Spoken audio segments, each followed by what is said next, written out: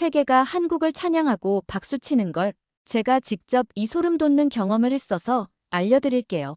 아프리카 케냐, 비 한 방울 안 오는 땅에서 한국 농사 기술 덕분에 배추를 키우고 닭을 키우고 희망을 키우고 있었습니다. 제가 왜 이 이야기를 제보했냐면요.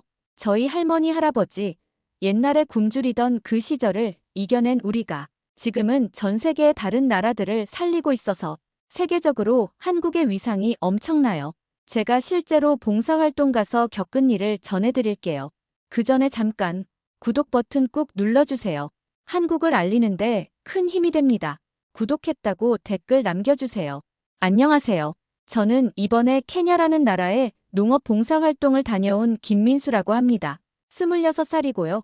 농업과 관련된 일을 배우고 있어서 이번 기회에 해외 봉사를 지원하게 됐어요. 케냐가 어디냐고요? 아프리카 대륙 동쪽에 있는 나라입니다. 우리나라에서 비행기로 한 15시간 정도 가야 하는 정말 먼 곳이에요. 그곳에서 한 달 동안 한국 농업 기술을 가르치는 봉사활동을 했습니다. 솔직히 처음엔 반신반의였어요. 아프리카 같은 더운 데서 농사가 제대로 될까? 그냥 한국 이미지 좋게 하려고 보여주기 식으로 하는 거 아닐까 생각했거든요. 케냐 공항에 발을 딛는 순간 제 심장이 뛰었습니다. 근데 좋아서가 아니었어요. 충격이었죠. 공항에서 나와서 차를 타고 가는데 창밖으로 보이는 게 정말 끔찍했어요. 땅이 거북등처럼 갈라져 있고 나무들은 잎사귀 하나 없이 말라 죽어 있고 아이들은 맨발로 먼지 폴폴 나는 길을 돌아다니더라고요. 이게 농사지을 땅이야? 싶었습니다. 케냐는요, 1년 내내 비가 거의 안 와요. 우리나라처럼 여름에 장마가 있는 게 아니라 한 번 비가 안 오면 몇 개월씩 메마른 상태가 계속되거든요. 그래서 땅이 시멘트처럼 딱딱하게 굳어버린 거예요. 예전에 우리나라도 보리고개라고 해서 굶주리던 시절이 있었잖아요. 그보다 더 심각했어요. 진짜 먹을 게 없는 상황이었거든요. 나이로비라는 케냐의 수도에서 차로 30분 정도 달리니까 그 메마른 땅 한복판에 코피아 센터라는 간판이 보였어요.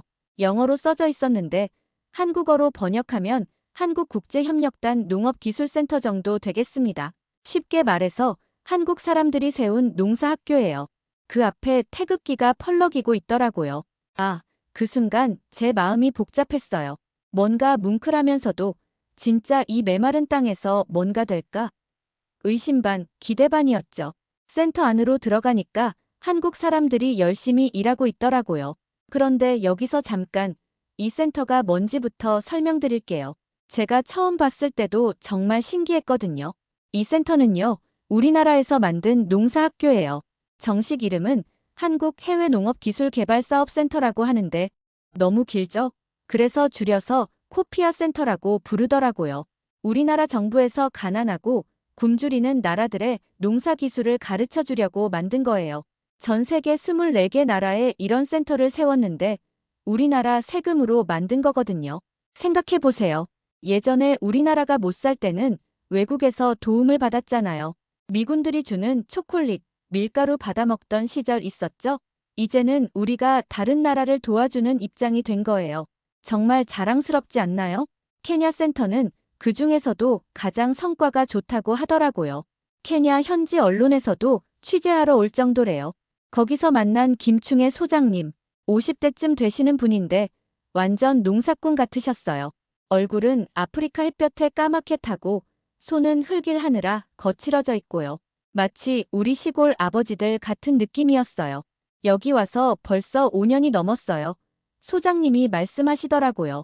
처음엔 정말 힘들었는데 이제 조금씩 결과가 나오고 있습니다. 그런데 그분이 하시는 일을 보고 깜짝 놀랐어요. 밭에 검은 비닐을 덮고 계셨거든요. 아시죠? 예전에 김장할 때 땅에 까는 그 비닐. 그걸로 흙을 덮으면 땅속 물이 하늘로 날아가는 걸 막을 수 있어요. 이걸 멀칭이라고 부릅니다. 소장님이 설명해 주시더라고요. 멀칭이라는 건 땅을 비닐이나 지프로 덮어서 수분을 보호하는 기술이에요. 우리나라에서도 많이 쓰는 방법이거든요. 지금까지 케냐에서는 이런 기본적인 작업조차 안 하고 있었어요. 그냥 씨 뿌리고 비 오기만 기다렸거든요. 소장님이 비닐을 들춰 보이시는데 어머나 정말 놀랐어요. 그 메마른 케냐 땅에서 무가 올라오고 있었거든요. 진짜 우리나라에서 보던 그 하얀 무가 말이에요. 뿌리도 굵고 잎사귀도 싱싱하게 자라고 있었어요. 이렇게 하면 생산량을 2배 이상 높일 수 있어요. 그래서 지금 시범 사업을 하고 있는 중입니다. 그날 오후에는 갑자기 소나기가 내렸어요. 케냐에서는 비가 정말 귀하거든요. 1년에 몇 번 안 와요.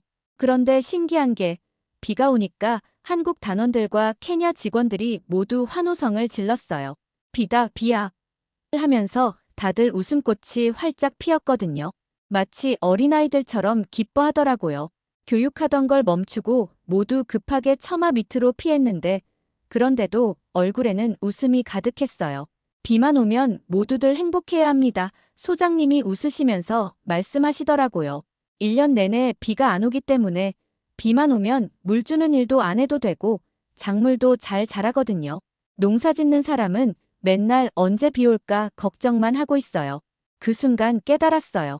우리나라에서는 비가 와서 귀찮다고 생각하는데 여기서는 비 한 방울이 생명수구나 싶었거든요. 그리고 그날 제가 가진 편견이 완전히 무너졌습니다. 한국 농업 기술이 정말 여기서 통하는구나. 이게 진짜구나. 다음 날 아침 코피아 센터의 하루 일과를 따라다녔어요. 한국 젊은 단원들이 운동화에 흙 묻혀가며 정말 열심히 일하더라고요. 그런데 이분들이 하는 일이 정말 신기했어요.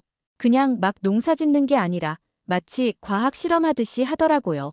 밭 한쪽에는 한국 배추가 자라고 있고 바로 옆에는 케냐 현지 배추가 자라고 있었어요. 그리고 또 다른 구역에는 한국 무, 케냐 무가 나란히 심어져 있고요. 왜 이렇게 따로따로 심어요?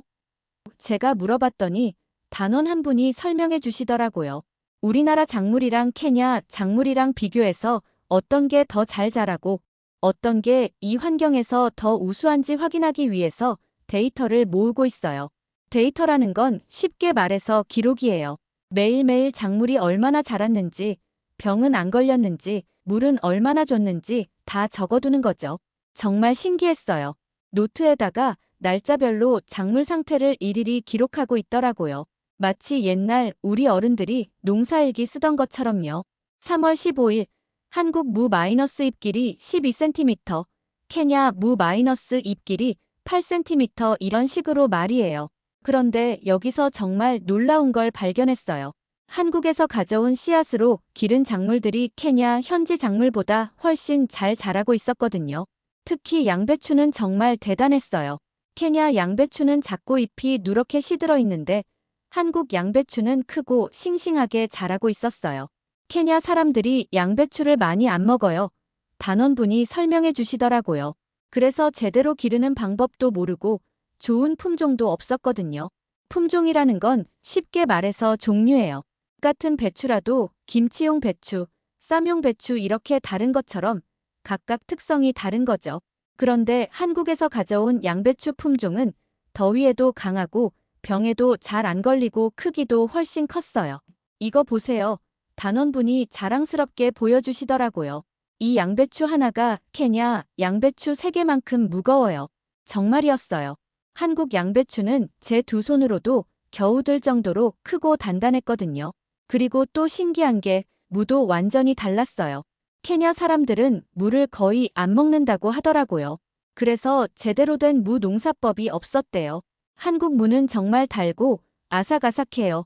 단원분이 막 딴 무를 깎아서 맛보게 해주시더라고요. 케냐 무는 질기고 맛이 별로거든요. 정말 맛있었어요. 케냐 땅에서 자란 한국 무인데도 우리나라에서 먹던 그 맛 그대로였어요. 그날 오후에는 케냐 현지 농민들이 교육받으러 왔어요. 나이 지긋한 아저씨부터 젊은 청년까지 10명 정도 되더라고요. 한국 단원이 케냐 말로 설명해주면서 직접 시범을 보여주더라고요. 비닐 멀칭하는 법, 물 주는 방법, 씨 뿌리는 간격까지 하나하나 가르쳐 주시는 거예요. 그 모습 보니까 정말 뭉클했어요. 지구 반대편에서 우리나라 농업 기술을 이렇게 정성스럽게 전수하고 있다니 우리 기술이 정말 대단하구나 그 생각이 절로 들더라고요. 어느 날 오후 김충애 소장님이 차에 짐을 한가득 싣고 계시더라고요. 제가 어디 가세요? 하고 물어봤더니 같이 가자고 하시는 거예요. 차 뒷자리에는 쌀포대, 감자, 양배추, 당근, 온갖 농산물이 가득했어요. 사람보다 짐이 더 많은 것 같았거든요. 아주 가난하고 고아들이 많이 사는 데 가서 이런 생필품이랑 먹을 것들 좀 가져다 주려고 해요. 소장님이 말씀하시더라고요. 차를 타고 1시간 정도 달렸어요. 포장도로를 벗어나 비포장도로로 들어가니까 모래먼지가 폴폴 날리더라고요. 차 창문 열어놓을 수가 없을 정도였어요. 도착한 곳은 정말 충격이었습니다. 나무 판자로 얼기설기 지은 허름한 집이 있었어요. 지붕은 함석으로 덮어놓았는데 여기저기 구멍이 뚫려 있고 문도 제대로 안 달려 있더라고요. 여기 살아요? 제가 깜짝 놀라서 물어봤더니 소장님이 고개를 끄덕이시는 거예요. 집 안으로 들어가니까 더 놀랐어요. 전기도 없고 수도도 없고 그냥 흙바닥에 담요 하나 깔아놓은 게 전부였어요. 그런데 거기서 아이들 5명이 살고 있었어요. 제일 큰 아이가 12살 정도 되는 여자아이고 제일 어린 아이는 대여섯 살 정도 되더라고요. 부모님이 모두 돌아가셨어요. 소장님이 조용히 말씀하시더라고요. 원래는 7명이었는데 2명은 고아원에 보냈고요. 가슴이 아팠어요. 이 어린 아이들이 부모 없이 서로만 의지하며 살고 있다니. 제일 큰 여자아이 이름이 사라였어요. 겨우 12살인데 엄마 역할을 하고 있더라고요. 어린 동생들 밥 해주고 옷 빨아주고 학교도 보내고 케냐에서는 여자들이 대부분의 집안일을 한다고 하더라고요. 그래서 사라도 어린 나이에 집안 모든 일을 도맡아 하고 있었어요. 이 아이들은 어떻게 먹고 살아요?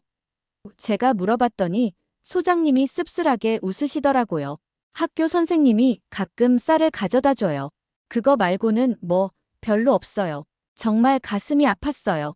신발도 없고 옷도 다 헤어져 있고 그 어느 것 하나 성한 물건이 없었거든요.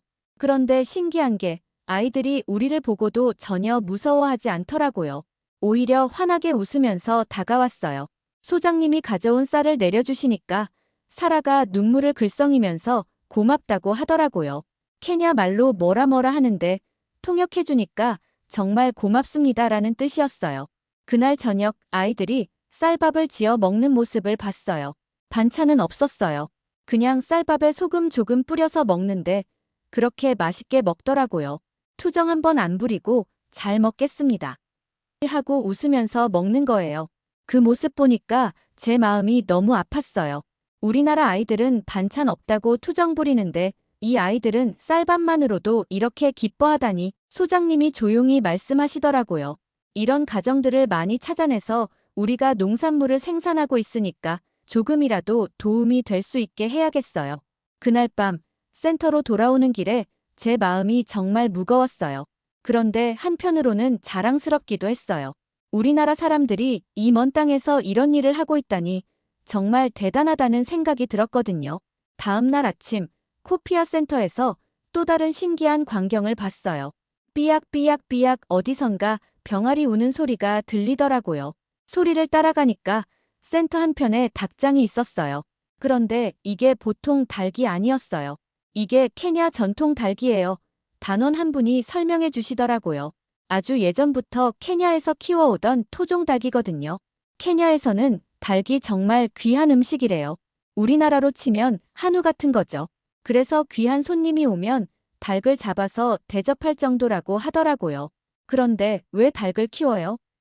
제가 물어봤더니 소장님이 자세히 설명해 주셨어요. 이걸 양계라고 하는데요. 닭 키우는 일이에요. 케냐 농민들한테 새로운 소득원을 만들어주려고 하는 겁니다. 양계라는 건 닭을 기르는 사업이에요. 우리나라에서도 많이 하죠. 닭을 키워서 달걀도 받고 나중에 닭고기로도 팔고요. 이 케냐 전통 닭을 증식시켜서 마을 농민들한테 나눠줄 계획이에요. 소장님이 계속 설명해 주시더라고요. 그러면 농민들이 이걸 키워서 크면 팔 수 있거든요. 그런데 여기서 놀라운 얘기를 들었어요. 케냐 전통 닭은 일반 닭보다 가격이 3배 이상 비싸요. 육질이 훨씬 쫄깃하고 맛있거든요.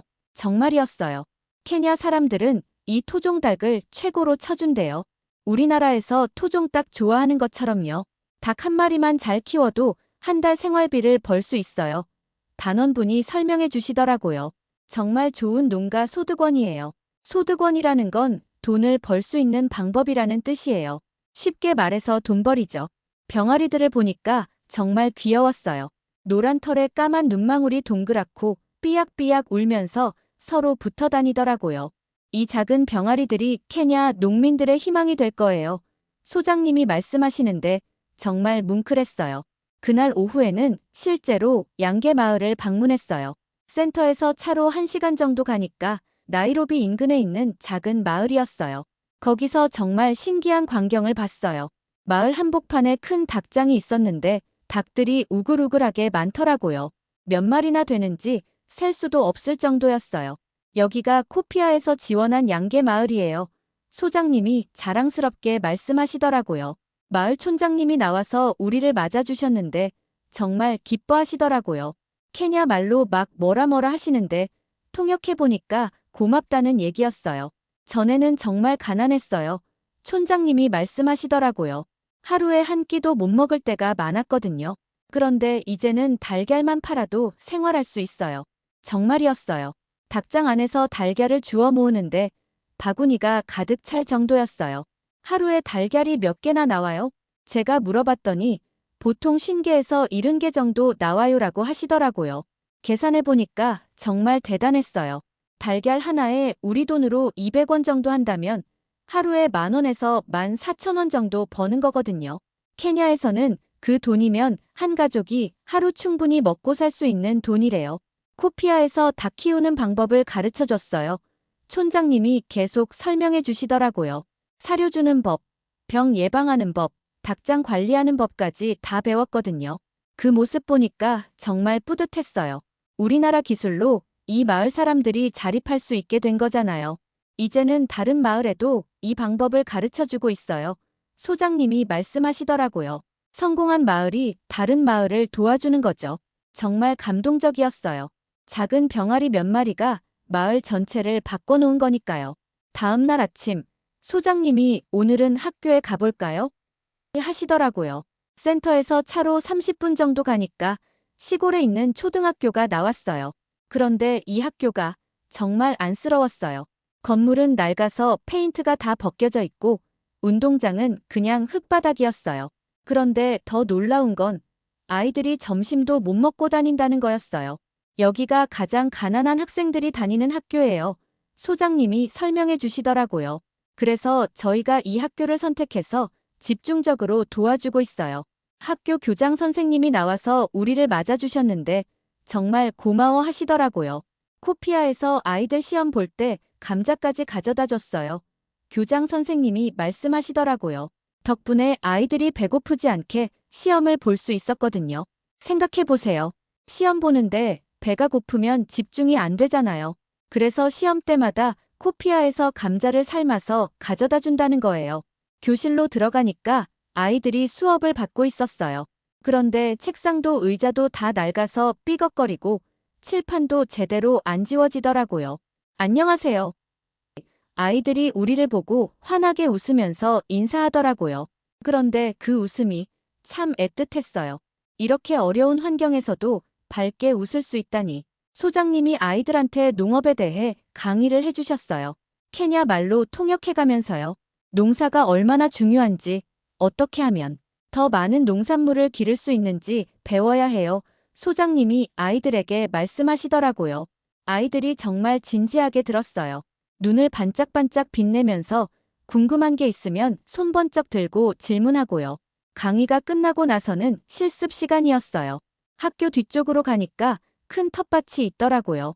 이 텃밭도 코피아에서 만들어준 거예요. 교장 선생님이 설명해 주시더라고요. 3,300제곱미터나 되는 큰 밭이거든요. 3,300제곱미터면 정말 큰 밭이에요. 우리나라로 치면 1,000평 정도 되는 크기거든요. 학교 텃밭치고는 엄청 큰 거죠. 텃밭에는 감자, 양배추, 당근, 토마토, 온갖 채소들이 자라고 있었어요. 그런데 정말 싱싱하게 잘 자라고 있더라고요.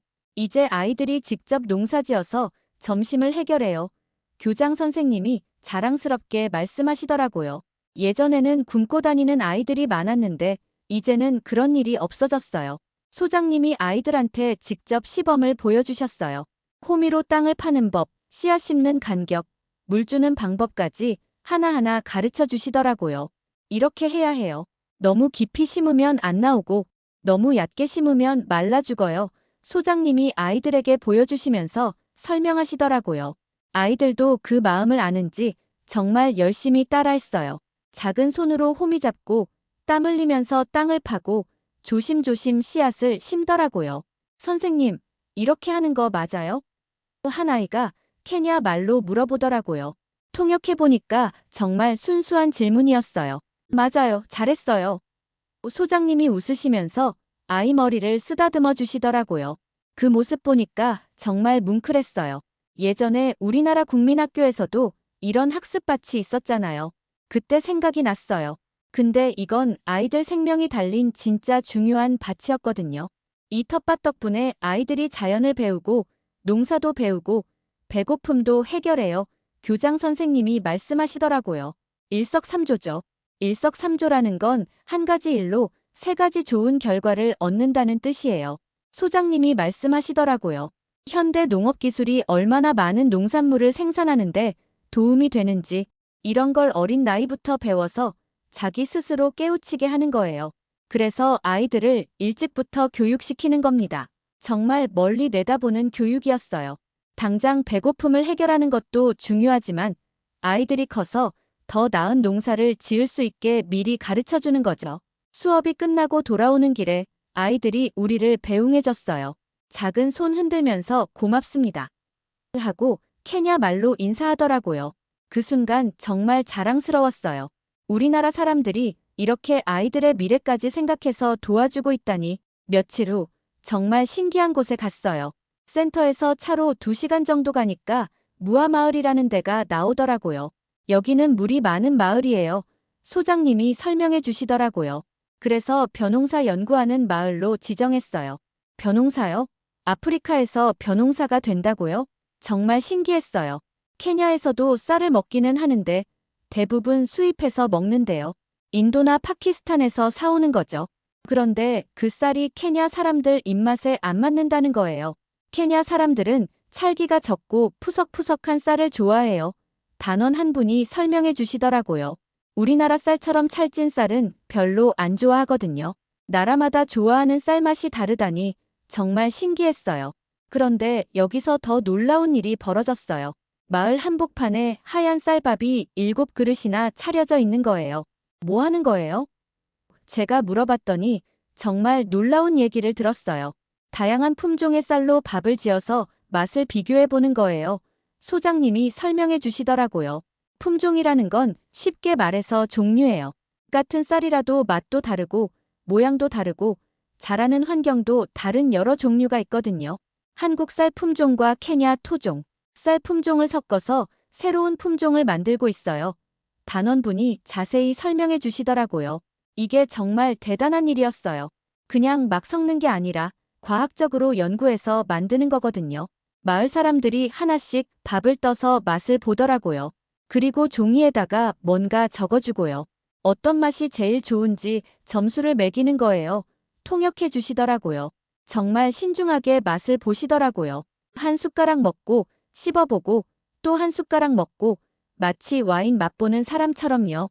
그런데 여기서 문제가 있었어요. 케냐 사람들이 가장 좋아하는 쌀 품종이 있어요. 소장님이 설명해 주시더라고요. 그런데 그 품종은 병에 잘 걸리고 벌레도 잘 생기고 수확량도 적어요. 아, 그러니까 맛은 좋은데 기르기가 어렵다는 얘기였어요. 그래서 그 좋은 특성을 다른 품종에다 넣어서 새로운 품종을 만드는 거예요. 소장님이 계속 설명해 주시더라고요. 입맛도 맞고 병에도 강하고 수확량도 많은 그런 쌀을 만드는 거죠. 정말 대단한 기술이었어요. 마치 좋은 부모의 좋은 점들만 모아서 더 좋은 아이를 만드는 것 같았거든요. 그날 시식 결과 마을 사람들이 가장 좋아한 건 한국 품종과 케냐 품종을 섞어서 만든 새로운 쌀이었어요. 이거 정말 맛있어요. 한 아주머니가 케냐 말로 감탄하시더라고요. 우리가 좋아하는 맛인데 그전보다 훨씬 부드러워요. 그리고 또 신기한 걸 봤어요. 쌀로 과자도 만들어주더라고요. 쌀을 가루로 만들어서 과자를 만들면 더 오래 보관할 수 있어요. 단원분이 설명해 주시더라고요. 그리고 팔 수도 있고요. 정말 달콤하고 고소한 과자였어요. 제가 먹어봐도 정말 맛있더라고요. 와, 정말 맛있어요. 마을 아이들이 과자를 먹으면서 웃음꽃을 피우더라고요. 코피아 센터에서는 그냥 쌀을 기르는 것에서 그치는 게 아니라 그 쌀로 뭘 만들 수 있는지, 어떻게 팔 수 있는지까지 다 가르쳐 주는 거였어요. 생산에서 끝나는 게 아니라 활용까지 보여주는 게 저희 일이에요. 소장님이 자랑스럽게 말씀하시더라고요. 그날 저녁 센터로 돌아오는 길에 정말 감동받았어요. 우리나라 농업 기술이 정말 대단하구나 싶었거든요. 그냥 우리 방식을 강요하는 게 아니라 현지 사람들 입맛에 맞춰서 새로운 걸 만들어내다니 이게 진짜 기술이구나 그런 생각이 들었어요. 한 달의 봉사활동을 마치고 한국으로 돌아오는 비행기 안에서 제 머릿속은 온통 케냐 생각뿐이었어요. 그런데 한국에 도착해서 뉴스를 보니까 정말 놀라운 걸 알게 됐어요. 전 세계 방송국에서 코피아 센터를 취재한 뉴스가 나왔더라고요. 그리고 케냐 농업부 장관이 직접 나와서 이런 말을 했어요. 한국의 농업 기술은 정말 놀랍습니다. 우리 케냐 농업의 희망입니다. 그제서야 깨달았어요. 우리나라 농업 기술이 왜 이렇게 대단한지 말이에요. 생각해 보세요. 우리나라는 6.25 전쟁 후에 완전히 폐허였잖아요. 그때는 먹을 것도 없어서 외국에서 밀가루 받아먹던 나라였어요. 그런데 불과 70년 만에 다른 나라를 도와줄 정도로 발전한 거예요. 특히 우리나라 농업 기술은 정말 특별해요. 왜냐하면 좁은 땅에서 많은 사람을 먹여 살려야 했거든요. 그래서 어떻게든 생산량을 늘리고 효율을 높이는 기술을 개발할 수밖에 없었어요. 비닐 멀칭, 시설 원예, 품종 개발, 이런 기술들이 모두 절실함에서 나온 거예요. 살기 위해서 만들어낸 기술들이죠. 그런데 정말 놀라운 일이 벌어지고 있어요. 제가 케냐에서 만난 젊은이들이 이런 말을 하더라고요. 한국에 가서 농업을 배우고 싶어요.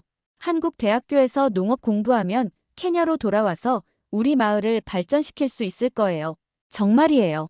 케냐 젊은이들이 한국으로 유학 오고 싶어 하고 있어요. 한국 농업대학에 지원하는 아프리카 학생들이 매년 늘어나고 있다고 하더라고요. 그리고 이 소식이 전 세계로 퍼지면서 더 놀라운 일이 일어났어요. 미국과 유럽의 농업 전공 학생들까지 한국에 오고 싶어 하기 시작한 거예요. 한국의 스마트팜 기술을 배우고 싶습니다.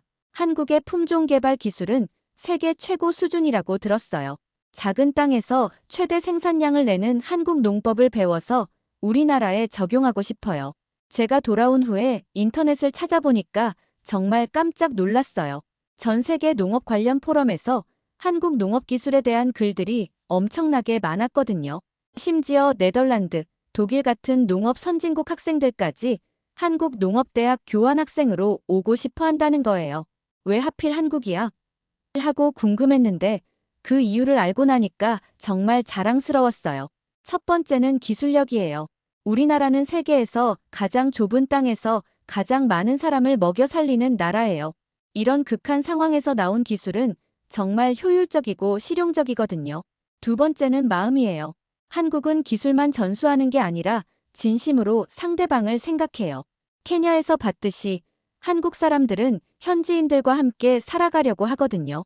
세 번째는 성공 사례예요. 한국이 원조받는 나라에서 원조하는 나라로 바뀐 것처럼 다른 나라들도 그렇게 되고 싶어 해요. 그래서 이제 전 세계에서 이런 말이 나오고 있어요. 한국 모델을 배워야 한다. 한국처럼 발전하려면 한국에서 배워야 한다. 정말 자랑스럽지 않나요? 얼마 전에는 UN 식량농업기구에서 한국을 농업기술전수 모범 국가로 선정했다고 하더라고요. 전 세계 모든 나라 중에서 한국이 가장 잘한다는 뜻이에요. 그리고 더 놀라운 건 이제 한국 농업 기술자들이 전 세계에서 모셔가는 인재가 됐다는 거예요. 브라질, 인도, 베트남, 우즈베키스탄 곳곳에서 한국 농업 전문가를 초청하고 있어요. 제발 우리나라에도 와서 가르쳐달라고 부탁하고 있다고요. 이제는 한국이 세계 농업의 중심이 되고 있어요. 농업 선진국이라고 하면 예전에는 미국, 네덜란드 이런 나라들을 생각했는데 이제는 한국을 먼저 떠올린다는 거예요. K-팝, K-드라마로 시작된 한류가 이제는 K-농업으로까지 확산되고 있는 거거든요. 그리고 정말 감동적인 건 케냐에서 성공한 농민들이 이제는 한국을 꿈의 나라라고 부른다는 거예요. 언젠가는 한국에 가서 직접 감사 인사를 드리고 싶어요. 한국 사람들이 우리에게 희망을 줬어요. 이런 말들을 들으면 정말 가슴이 벅차오려요. 우리나라가 이제는 전 세계 사람들에게 희망을 주는 나라가 된 거예요. 기술도 전수하고 마음도 나누고 미래도 함께 만들어가는 나라가 된 거죠. 전 세계가 한국을 주목하고 있어요. 경제 발전도 대단하고 문화도 멋있고 기술도 훌륭하지만 그보다 더 대단한 건 함께 발전하려는 정신이라는 걸 알아가고 있어요. 이제 한국은 단순히 잘 사는 나라가 아니라 세계를 더 나은 곳으로 만드는 나라로 인정받고 있어요. 정말 자랑스러운 대한민국입니다. 우리나라 농사꾼들이 흘리는 땀방울이 전 세계에 희망의 씨앗을 뿌리고 있어요. 그리고 그 씨앗들이 자라서 전 세계가 더 풍요로운 곳이 되고 있어요. 이제는 우리가 누구한테 배우는 나라가 아니라 누구나 배우고 싶어 하는 나라가 됐어요.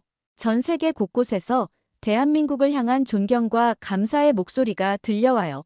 그리고 이 모든 게 우리 농사꾼들, 우리 기술자들, 우리 국민들이 만들어낸 기적입니다. 정말 자랑스러운 대한민국, 세계가 인정하는 대한민국입니다. 네, 사연은 여기까지입니다. 여러분의 느낀 점을 댓글로 남겨주세요. 구독 버튼 꼭 눌러주시고 좋아요 눌러주세요. 감사합니다.